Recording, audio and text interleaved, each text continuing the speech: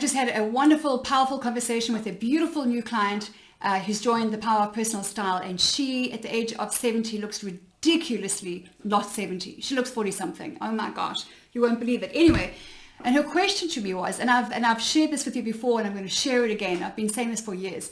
Her question was, as an older woman, I look at the younger woman and I'm worried that they are, and she has a heart for women, and I'm worried that they are showing a lot of skin, and they're shopping at these places where there's like a lot of skin on show, and we're in the church, and how do we encourage them to be modest but also modern? And I said to her, here's how you do it. And you and I, I'm thinking the average age here is 57. Actually, we did a tally the other day. The average age here is 57. I'm currently 50. It's 2022. We've got women who are here between the ages of average 45 to 65. But our responsibility is one single approach. Love on them, encourage them, compliment them. Don't put yourself in a seat of judge and decide if you're going to approve or not approve of their outfits. Hello, look at the 60s, look at the 70s. You want to see where hot pants came from? It's back then, it's not H&M today. So you and I are to be older women who lead by example, who get up, dress up, put our best foot forward, and who love on these women, who compliment their beauty, who build them up and instill in them a confidence in them through our confidence in them. That we lead by example, and we love on ourselves, and we compliment ourselves, and we set ourselves up for a beautiful, powerful day. Because you all know what God has to say about color, about personal style, about beauty, about your body. Pick up the word. It's all in here. He does care about what we wear. It's not just an inside job. We need to wear on the outside clothing that reflects the woman on the inside. There's nothing wrong with being sexy and being a Christian. This is like my hot topic, my favorite conversation. And we've just got a short little window today to share this message with you again. There's nothing wrong with being sexy. It's beautiful to be sexy.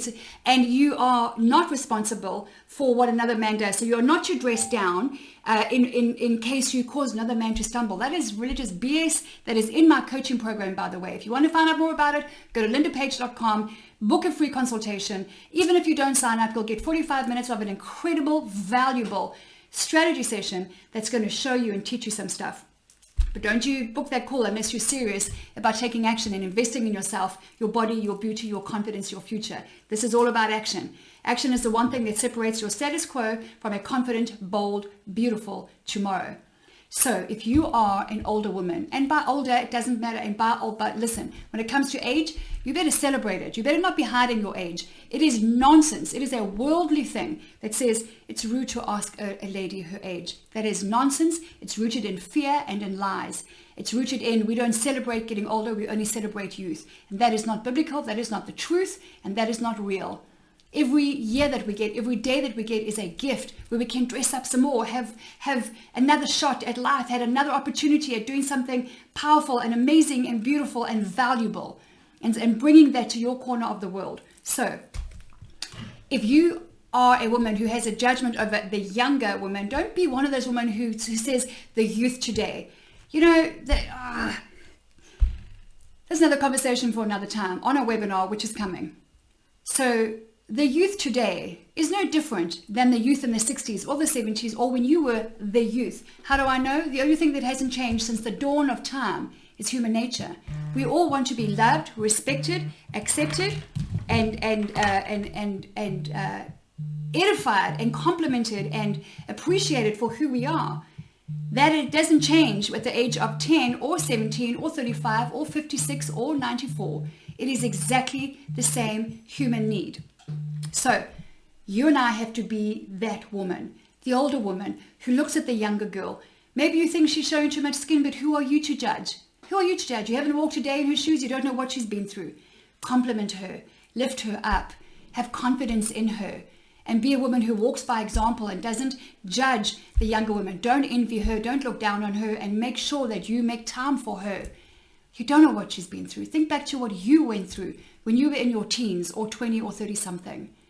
There's a lot going on in her life. You and I are women who get up, dress up, are a bold light on a hill, and we seek out women, especially the young, beautiful women who are on a mission like we are to just do their best in life.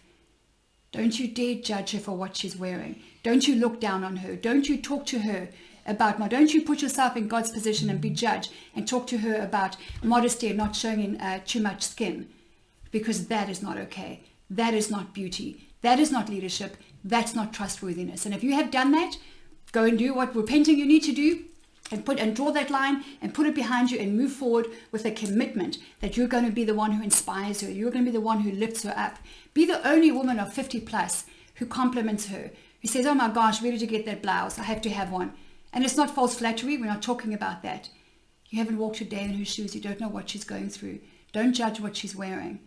Love on her, lift her up, lead by example, and watch what happens in her life and yours.